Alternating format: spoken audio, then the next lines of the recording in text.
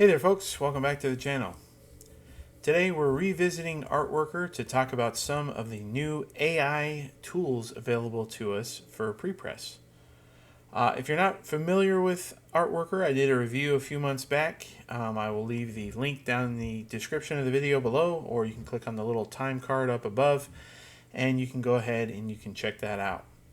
Basically, Artworker is a prepress software that is designed to help prepress technicians track jobs as they flow through the prepress process, including uploading files or requesting files from your customer, doing some pre-flights, doing some file manipulation, some fix-ups, like adding bleed if you don't have it, or adding an ICC profile, adding crop marks, a few other things available to you. So if you haven't seen the original video, go ahead and check that out. But today we're going to be talking about some of the new features that are available to us. And I think for us in Prepress, they are pretty game changing.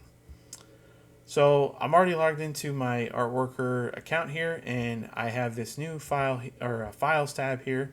If I click on that, up above you'll see right away you have these quick actions, which are convert image to PDF, fix artwork, upscale image, and vectorize image. So before I show you exactly what's going on here, I want to quickly show you this original file that I have, which is for a birthday flyer or birthday party flyer. And if I open this in Adobe Photoshop, this is just a JPEG. And if I go into my image size, you can see here that I have a 72 DPI image. It's a little oversized if we're going to print this 8.5 by 11. However, even if I scale this down a little bit, we're still not going to pick up enough resolution for this to really print super clear. And if I just kind of zoom in, you can see how pixelated this girl's face is, how pixelated some of this text is. However, with Artworker, we can use these new features to change that. So I'm going to go ahead and select that file, open this up. I'll just call this birthday flyer, and I'm going to upload this. From here, if I click this fly out here, I have my JPEG right here. I can click on it to just view it, and obviously we already took a look at it in Photoshop, but I'm going to click on these three dots here on the right, and I'm going to click on this AI Upscale. Now by default it comes in and you have a 2x scale factor. I'm going to go all the way to 4 times, and I'm going to go ahead and I'm going to click on the upscale image button. And now basically what's going on in the background is Artworker is working to upscale this image and provide us with a higher pixel rate. So instead of 72 DPI, this is going to be much higher, suitable for us to go ahead and actually print the job. So when it's finished, it'll bring you back into this preview area. If I just zoom in here, this little slider is available to us so we can see the before and after. So if I come right by the gal's face again, you can see how pixelated it is around her glasses. And if I zoom this over, you can see how much more detail is now available to us than what it was before. Now again, this is a AI tool, so it's not necessarily always perfect, but this situation, the AI did pretty well. You can see how much clearer this text is, especially around the top here of this R. Before it was very pixelated, and now it's very, very smooth. So from here, I'm going to go ahead and I'm going to accept this upscale. And back here in my files area, because the JPEG is really not good for me, I want to go ahead and I want to make this into a PDF. So I'll click the 3 little dots here, and I'm going to convert to a PDF file. And so now it will go ahead and we'll transfer this over from a JPEG to a PDF. Obviously, you could do this in Photoshop, or you could place it in InDesign or Illustrator and export a PDF. But this allows you to do it directly in Artworker. Now from here, I also want to go ahead and I want to click on my Fix Up tab here, because if you remember when I opened in Photoshop, the size of the image was a little bit too big for me, so I want to scale this down to a specific size. I can add crop marks if I want to. I can optimize this PDF. Obviously, I don't really want to do that because I don't want to make it. I don't want to shrink it. I actually upscale it to make it better. I'm going to change my dimension here. I'm going to resize the page, and I'm just going to use the scale to fit. I'll set it to 8.75 by 11.25. I don't need to worry about generating a bleed here because this will take care of the bleed area. I do want to give it a ICC profile. Don't have to worry about fonts because it was a JPEG. Don't have to worry about overprinting as well. So I'll just go ahead and click on apply and create fix-up.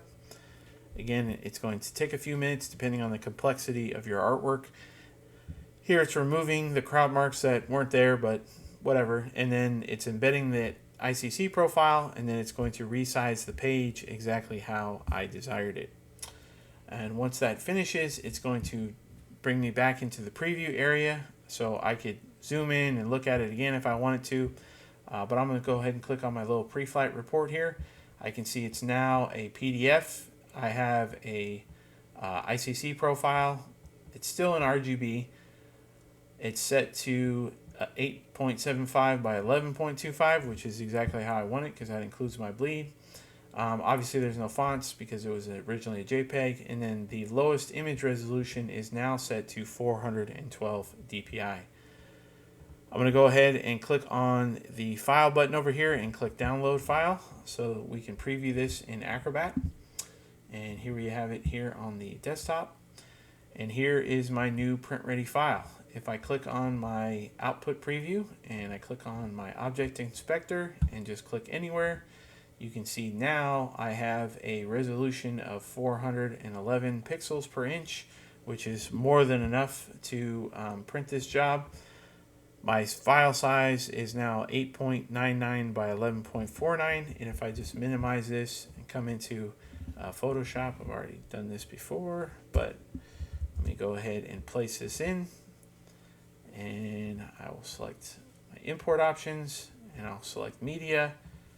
I'll click OK, and if I just center this up, you can see now I have a file with bleed of 1/8 of an inch on all four sides. My document is currently set to 8.5 by 11 with 0.125 inches of bleed on all four sides. So if I click my W key, you can see this is a preview of how it's going to look. If I zoom in again, we have a nice higher resolution image that has been turned into a nice PDF flyer that we can export from here, or we can just use that downloaded PDF and send it off to print. So the AI upscale here in Artworker upscaled the image, made it nice and clear for us. Then we created a PDF. Then we resized it and got it all ready to print, all directly from within Artworker. We didn't have to go back and use Photoshop or Illustrator or InDesign or any other software.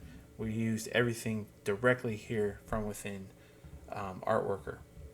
So that's the AI upscale, which is very, very handy. I know a few times over the past few months that that would have came in real handy for me because a customer sent me a low res, JPEG basically.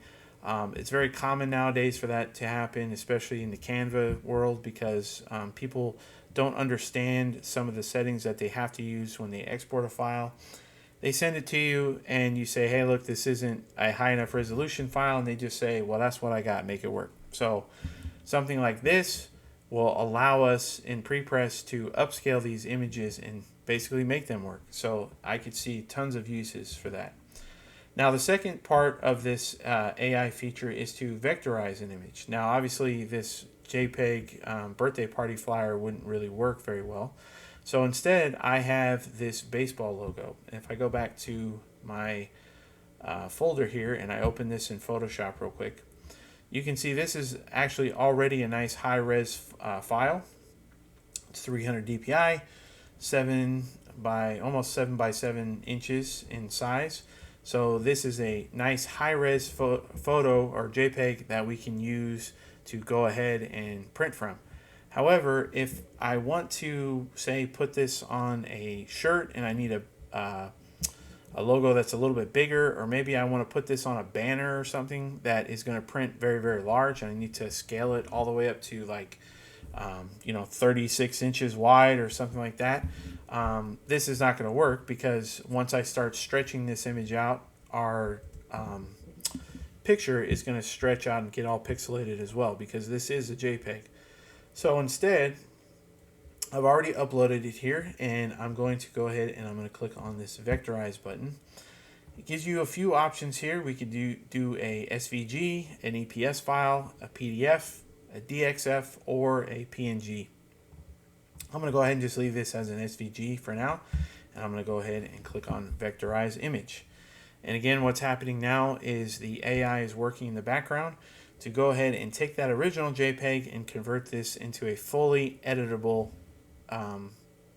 vectorized SVG file. Again, depends on the size of the image, how complex it is.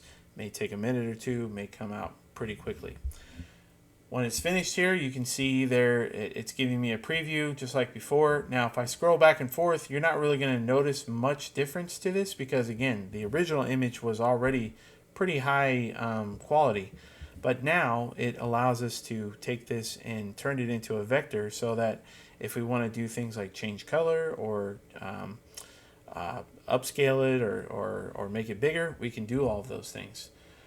So if I'm happy with the result, I'm going to go ahead and I'm going to click Accept Vectorization. It'll take just a minute to finalize everything, and then it'll drop it back into my my file list here. And you can see here this has now been transformed into a baseball logo.svg. And if I click on Download File, and on my desktop here I have this, and I'll open this up. And I am viewing this in Adobe Illustrator, and you can see as I kind of just hover over some of the sections here, I now have the ability to click on each one of these little individual areas and I can make edits to it. So if I want to click here and I want to change this to maybe pink or whatever, I can click on that, click pink, or maybe I want it yellow. Maybe I want these two little areas here on the outside to be yellow, or this border, I want it to go ahead and change that from red to yellow. I can stretch things out, I can move things around, just like any other vector image EPS file or AI file, and we can make changes to it. This also allows you to do things like take this into, let's say you had a large, whatever it is, let's say it's just 50 by 50 size pasteboard here in InDesign. I can drop that logo in here, and here's where the original size is. I can just go ahead and I can stretch this out, and since this is a nice vector, I can go ahead and make it larger without having to worry about the image losing its resolution. So I can put it on a banner or a big sign or something like that. Again, if you had a really small image, you could put it, upscale it, put it on a t-shirt or a tote bag, whatever you want to do with it. But now, since it's fully vectorized, we can make edits to it, we can resize it, we can do anything we want. And that, again, is all available to us from within the files area of Artworker. Huge time saver. I could see folks, especially like in the sticker industry, using the vectorized version a lot, because from there they can make it into a vector. They can increase it in size. Let's say if maybe a customer wanted some small like 1x1 stickers, and they also wanted some like 5x5 stickers or 10x10 stickers or something like that. You can stretch that image out once you create it as a vector image, and you don't have to worry about losing the resolution. It also allows you to easily use that vector file to create cut paths and things like that. So I could see that becoming a huge help for those in the sticker industry. So anyway, those are the new features available to us from within Artworker. Again, as someone who works in Prepress, I think those are two game-changing solutions, especially for those of us who have to deal with low-res JPEG images that our customers send us on a day-to-day basis and say, this is what I got, make it work. So now we can make it work, and we can make it seem like we're magicians. I know AI is kind of a touchy subject, especially for those folks who are graphic designers, because I do see a path that AI can be taking people's jobs. You no longer have to hire an actual graphic designer to make you a logo or something like that. You can use any of these AI generated logos. So I understand the hesitation to use AI, but for those of us who work in prepress, we're not really in that same field, so to speak, because we're not creating these graphics from scratch. We're just basically given these graphics by our customers. So that's it for today. I just wanted to showcase these features. Leave a comment down in the comment section below if you have any questions.